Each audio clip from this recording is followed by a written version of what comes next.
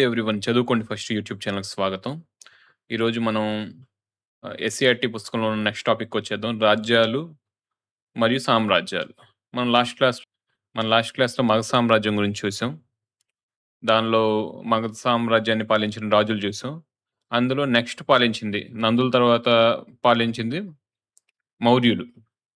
So, ఇక్కడ మనం చూడొచ్చు మౌర్య వంశం, గుప్త వంశం, దక్షిణ భారతదేశ వంశాలు. దానిలో శాతవాహనులు, ఇక్ష్వాకులు, పల్లవులు, చాణక్యులు. మనం ఈ పర్టిక్యులర్ రోజున మౌర్య వంశం కవర్ చేద్దాం. మౌర్య వంశంలో కూడా ఈ పర్టిక్యులర్ బుక్‌లో ఉన్న ఇన్ఫర్మేషన్ వరకు కవర్ చేద్దాం. అలాగే ఎన్‌సీఈఆర్‌టీ అదర్ ఇంపార్టెంట్ ఏదైతే మెటీరియల్స్ ఉన్నాయో, రెఫరెన్స్ బుక్స్ ఉన్నాయో అందులోయి చదివి ఆ ఇంపార్టెంట్ ఇన్ఫర్మేషన్ ఏదైతే ఉందో ఇంకో వీడియోలో నేను చేస్తాను. ఈ పర్టిక్యులర్ వీడియోలో మాత్రం ఎస్‌సీఆర్‌టీ బుక్‌లో ఉన్న ఇన్ఫర్మేషన్ చూద్దాం. ఆల్రెడీ మనం 16 మహాజనపదాలు చూసాం. దానిలో మగధ సామ్రాజ్యం చాలా పవర్‌ఫుల్ అని చూసాం. మగధ సామ్రాజ్యంలో అంతకుముందు ఎవరైతే రాజులు పరిపాలించారో అవన్నీ కూడా మనం చూసాం. ఈ పర్టిక్యులర్ వంశంలో ఈ పర్టిక్యులర్ వీడియోలో మనం ఏం చేస్తామంటే, నందుల తర్వాత చివరాఖరికి ధననందుడు పరిపాలించాడని మనకు తెలుసు కదా! నంద వంశంలో. ఆ ధననందుడి తర్వాత మౌర్యులు చేజెక్కించుకున్నారు. అది ఏంటో ఇన్ఫర్మేషన్ చూద్దాం. మౌర్య వంశం చూడొచ్చు మన టైము. 322 బీసీ నుంచి 187 బీసీ వరకు. ఈ మధ్య కాలంలో మౌర్య వంశం అనేది మనకి డెవలప్ అయింది ఇండియాలో. ఎస్టాబ్లిష్ అయింది. ఎక్స్‌పాండ్ అయింది. అంటే స్థాపించబడింది. అలాగే విస్తరించబడిందనమాట. సో మౌర్య సామ్రాజ్యాన్ని మొదటి చక్రవర్తి ఎవరు అంటే చంద్రగుప్త మౌర్యుడు. ఇతను కౌటిల్యుని సాయంతో మగధ సామ్రాజ్యానికి రాజయ్యాడు. ఏంటి అంటే ఒకానొక స్టోరీ ప్రకారం ఏంటంటే, చంద్రగుప్త మౌర్యుడు అనే వ్యక్తి శూద్ర జాతిలో పుట్టాడు. కౌటిల్యుడు లేదా ఈయన్నే చాణక్యుడు అని కూడా అంటారు. విష్ణుగుప్తుడు అని కూడా అంటారు. ఈయన కూడా ధననందుడు ఈయన్ని అవమానించాడు. సో, అవమానించడంతో ఈయన కూడా ఈ చంద్రగుప్తుని చూసి వీళ్ళిద్దరూ ఫ్రెండ్స్ అయ్యి, ఇతన్ని రాజు చేద్దామని కౌటిల్యుడు అనుకోని ప్లాన్ వేసి అతన్ని కిందకి దింపి ఇతన్ని ఎక్కించాడు. ఇతని తెలివితేటలతో అనమాట. పొలిటికల్ పవర్‌తో, తెలివితేటలతో ఎక్కించాడు. ఇప్పటికి కూడా చాలా మందికి తెలివైనోళ్ళొస్తే ఇతను అపర చాణక్యుడు అని చెప్పుకుంటూ ఉంటారు. సో, అది దానికి బేసిస్ ఇక్కడనమాట. మౌర్య వంశంలో చంద్రగుప్త మౌర్యుడు రాజు అయిన తర్వాత కౌటిల్యుడు లేదా చాణక్యుడు ఆయన మంత్రిగా ఉన్నాడు. అర్థశాస్త్రం అనే ఫైనాన్స్‌కి సంబంధించిన ఇన్ఫర్మేషన్ కూడా రాసాడు. దాని గురించి చూద్దాం. సో, మగధ సామ్రాజ్యాన్ని పాలిస్తున్న నందవంశపు రాజైన మహాపద్మనందుడిని ఇచ్చాడు. ఇక్కడ రాంగ్ అండి ఇది ఇచ్చింది. చంద్రగుప్త మౌర్యుడు ధననందుడి తర్వాత రాజుగా అయ్యాడు. ఈ పర్టిక్యులర్ బుక్‌లో రాంగ్ ఇచ్చాడు. నేను కొంచెం సర్ప్రైజ్ అయ్యాను. సో, నేను అదర్ ఇన్ఫర్మేషన్ రీసెర్చ్ చేసి చూసాననమాట. సో, మెయిన్‌గా ఏంటంటే చంద్రగుప్త మౌర్యుడు ధననందుడి తర్వాత కౌటిల్యుడి సాయంతో రాజయ్యాడండి. అది. సో, తర్వాత చంద్రగుప్త మౌర్యుడు రాజైన తర్వాత ఉత్తర భారతదేశంలో చాలి ప్రాంతాలను ఆక్రమించాడు. అలాగే పాటలీపుత్రం నుండి ఈయన క్యాపిటల్‌గా చేసుకొని రన్ చేశాడనమాట. మనకు తెలుసు ఎప్పుడైతే 16 మహాజనపదాలు చదివినప్పుడు మగధ సామ్రాజ్యానికి క్యాపిటల్ ఏంటి అని అనగానే గిరివ్రజం లేదా రాజగృహం అని చదువుకున్నాం. తర్వాత ఉదయనుడు ఎవడైతే హర్యాంక వంశంలో వచ్చాడో అతను ఈ పాటలీపుత్రానికి క్యాపిటల్ షిఫ్ట్ చేశారు. తర్వాత అంతా కూడా మగధ సామ్రాజ్య క్యాపిటల్ పాటలీపుత్రం అయిపోయిందండి. సో, ఇదే టైంలో మెగస్తనీస్ అనే గ్రీకు రాయబారి చంద్రగుప్త మౌర్యుని కాలంలో ఉన్నాడండి. ఆ చంద్రగుప్త మౌర్యుని కాలంలో ఉండి అతను ఇండికా అనే బుక్ రాశాడు. ఆ ఇండికా అనే బుక్‌లో మౌర్యులు ఎలా పాలించారు, ఎలాంటి పరిస్థితులు ఉన్నాయి ఇండియాలో, ఇవన్నీ కూడా ఆ టైంలో ఉన్నాయి. ఇదిగో చూడొచ్చు. కౌటిల్యునికి ఇంకో పేరు విష్ణుగుప్తుడు లేదా చాణక్యుడు అని కూడా పిలుస్తాడు. ఈయన అర్థశాస్త్రం రాశాడు. మనం ఆల్రెడీ ఇదంతా డిస్కస్ చేసాం. చంద్రగుప్త మౌర్యుని తర్వాత ఎవరొచ్చారంటే మగధకి బిందుసారుడు. ఆల్రెడీ చెప్పాం. హర్యాంక వంశంలో ఉన్నది బింబిసారుడు. ఇక్కడ మౌర్యుడి టైంలో ఉన్నది బిందుసారుడు. ఇది ఎలా గుర్తుపెట్టుకోవాలి? అని చాలామందికి క్వెషన్ రావచ్చు. ఆహ్, బింబిలో బి ఉంది. బిందులో డి ఉంది. అది కదా తేడా. సో, బి ఫస్ట్ ఆల్ఫాబెట్ లెటర్‌లో బి ఫస్ట్ వస్తదా? డి ఫస్ట్ వస్తదా? సో, బి ఫస్ట్ వస్తది.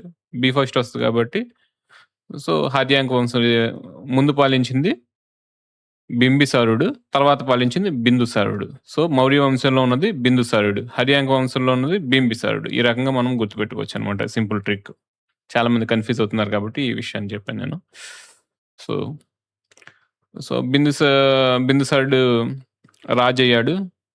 దాని తర్వాత ఈయన ఏంటంటే రాజ్యాన్ని ఎక్స్‌పాండ్ చేద్దాం అనుకున్నాడు. సో, అలాగే ఆయన తర్వాత అశోకుడు రాజయ్యాడు. చాలా చాలా ఇంపార్టెంట్. చాలా అశోక ది గ్రేట్ అని చెప్తా ఉంటారు. సో, ఇతను గూడా రాజ్యాకాంక్షతో ఎక్కువ రాజ్యాన్ని బాగా ఎక్స్‌పాండ్ చేయాలని చూసాడు. ఎన్నో యుద్ధాలు చేసాడు, గెలిచాడు. అందులో ముఖ్యమైనది కళింగ యుద్ధం. సో, ఇది. ఇది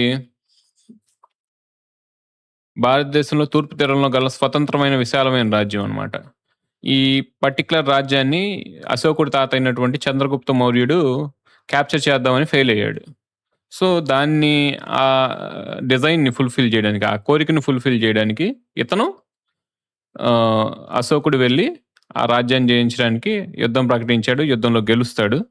కానీ యుద్ధంలో గెలిచి యుద్ధ భూమిలో స్వయంగా నడిచెళ్ళినప్పుడు ఈయన ఎలా ఫీల్ అవుతాడంటే, ఈ గాయపడిన సైనికులు, అలాగే కొడుకులు కోల్పోయినటువంటి తల్లులు, భర్తలు కోల్పోయిన స్త్రీలు, రక్తపు ఏరులు అన్నీ చూసి కూడా ఇతని మనసుని బాగా కదిలించేస్తదండి. ఈ మనసుని కదిలిచ్చి అప్పుడు తన భవిష్యత్తులో ఇలాంటి యుద్ధాన్ని చేయకూడదు.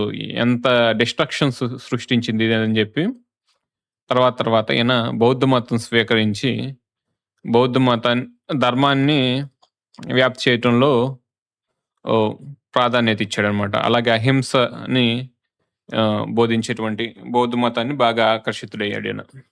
సో, బౌద్ధ మతం గురించి, జైన మతం గురించి, ఈ మతాల గురించి దీనిలో నెక్స్ట్ చాప్టర్ ఉంది. దానిలో అక్కడ మనం డీటెయిల్డ్‌గా డిస్కస్ చేద్దాం. సో, ఇదిగోండి మనం చూడొచ్చు స్క్రీన్ మీద. ఇదిగోండి పాటలీపుత్రం అంటే ప్రెజెంట్ డే పాట్నా అనమాట. దీన్ని క్యాపిటల్‌గా చేసుకొని, మగధ క్యాపిటల్‌గా చేసుకొని పాలించాడు.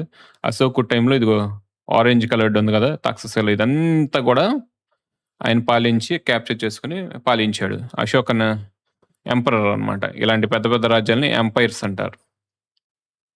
సో, తక్షశిల, ఇటు ఉజ్జయిని అన్నీ ఏ టు జెడ్, సువర్ణగిరి కింద అంతా కూడా సౌత్‌లో కొంత పార్ట్ మిగిలిందంతే. ఈ తమిళనాడు, కేరళ రీజియన్.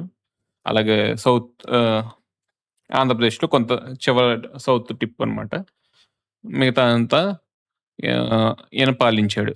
ఈయన ఒకానొక వ్యక్తి అనమాట. ఇండియాని యునైట్ చేసినటువంటి ఒకానొక వ్యక్తి పాస్ట్‌లో అని చెప్పొచ్చు మనం. తర్వాత ఇదే స్వాతంత్ర ఉద్యమంలో వన్నెస్‌కి దారితీస్తుంది. సో, ఇతను కూడా ఒక రకంగా ఫౌండేషన్ ఏసాడని కూడా మనం చెప్పొచ్చు. సో,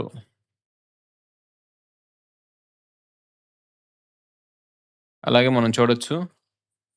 హిస్టోరియన్స్ ఏం చేశారంటే, రకరకాల ఈ పర్టిక్యులర్ మౌర్యుల చరిత్ర తెలుసుకోవడానికి రకరకాల ఆధారాలు చూడటం జరిగింది. అందులో మెగస్తనీస్ ఇండికా గాని, కౌటిల్యుడు రాసినటువంటి అర్థశాస్త్రం గాని, పలు పలు అంశాలు. నేను దీని గురించి డీటెయిల్డ్‌గా మనకి ఈ బుక్‌లో లేవు కాబట్టి డీటెయిల్డ్‌గా వేరే వీడియోలో చెప్తాను. అందులో ఒకానొక అంశం ఏంటంటే, రాతి నంబర్‌లు ఇచ్చారు చరిత్రకారులు. ఇది ఒకటో నంబర్ రాయి, ఇది రెండో నంబరు స్తంభం అలా ఇచ్చారు. ఎలాగో 13 నంబర్ రాతి శాసనం ఏదైతే ఉందో దానిలో కళింగ యుద్ధం గురించి అశోకుడు ఏదైతే వేసిన యుద్ధం ఏదైతే ఉందో కళింగ యుద్ధం గురించి ప్రస్తావించడం జరిగింది. అది పాలీ లాంగ్వేజ్‌లో రాశారు. అందులో రాసినటువంటి ఇన్ఫర్మేషన్ ఇదిగోండి ఇక్కడ ఉందో చూద్దాం. ఒక స్వతంత్ర రాజ్యాన్ని జయించినప్పుడు లక్షల మంది చనిపోతారు. మరియు అంతకన్నా ఎక్కువ సంఖ్యలో సైనికులు బందీగా దొరుకుతారు.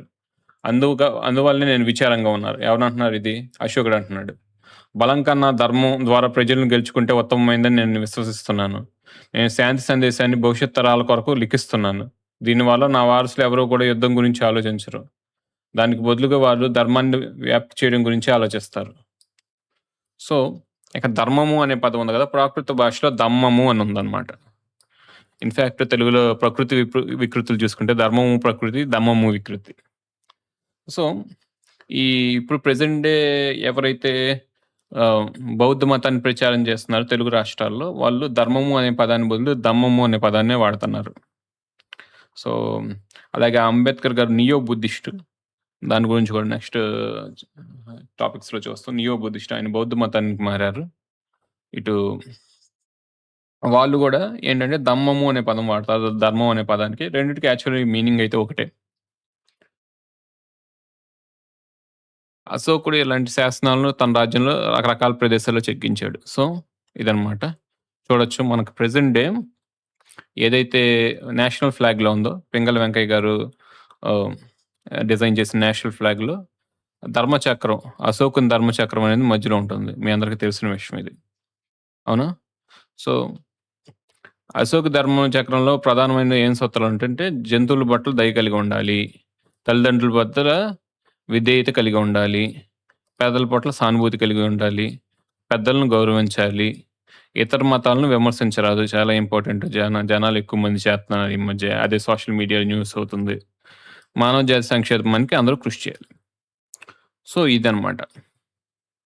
ఇది అశోకుని ధర్మచక్రంలో ఉన్నటువంటి మెయిన్ ప్రధాన సూత్రాలు. హ్మ్. నెక్స్టు ఇదిగో చూడొచ్చు మనం. భారతదేశ ప్రభుత్వం అనేక 100 సంవత్సరాల తర్వాత కూడా అశోక చక్రవర్తిని గౌరవిస్తుంది. ఆయన ఏదైతే ఆ టైంలో ఇలాంటి నిర్ణయం తీసుకొని పరిపాలన చేశారో కళింగ యుద్ధం తర్వాత దాన్ని అందరూ అప్రిషియేట్ చేశారనమాట.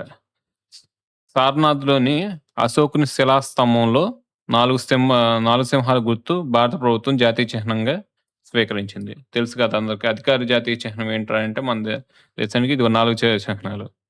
సో, 4 సింహాలు. ఇక చాలా ఇంపార్టెంట్ ఏంటంటే కింద చూడండి ఒకసారి. లెఫ్ట్ సైడ్ వచ్చేసరికి గుర్రం పరిగెడుతున్నట్టుంది. రైట్ సైడ్ వచ్చేసరికి ఎద్దుంది. సో, కింద సత్యమేవ జయతే అనే రాశారు. ఈ సత్యమేవ జయతే అనేది మండుకోపనిషత్తు నుంచి గ్రహించారు. ఇది కూడా చాలా ఇంపార్టెంట్ బిట్. అడగొచ్చు. సో, సత్యమేవ జయతే అంటే సత్యమే గెలుస్తుంది అని అర్థం. సో, 1950 జనవరి 26 నుంచి దీన్ని అధికార చిహ్నంగా గుర్తించారండి. సో, ఇది. ఈ గుర్రం, ఎద్దు మీద కూడా క్వెషన్ అడగొచ్చు. ఈ లెఫ్ట్ సైడ్ ఏముంది? రైట్ సైడ్ ఏముందని. సో, అదే. సో, ఇప్పటిదాకా మనం ఈ పర్టిక్యులర్ ఎస్‌సీఆర్‌టీలో ఉన్నటువంటి ఇన్ఫర్మేషన్ చూసాం. మౌర్యుల్లో మెయిన్‌గా మనం ఆహ్, చంద్రగుప్త మౌర్యుడు, అలాగే బింబిసారుడు, అశోకుడు గురించి చూసాం. సో, అదర్ రిఫరెన్స్ మెటీరియల్స్ ఏముందనే విషయాన్ని తర్వాత క్లాస్‌లో చూద్దాం. Oh! Thank you to everyone.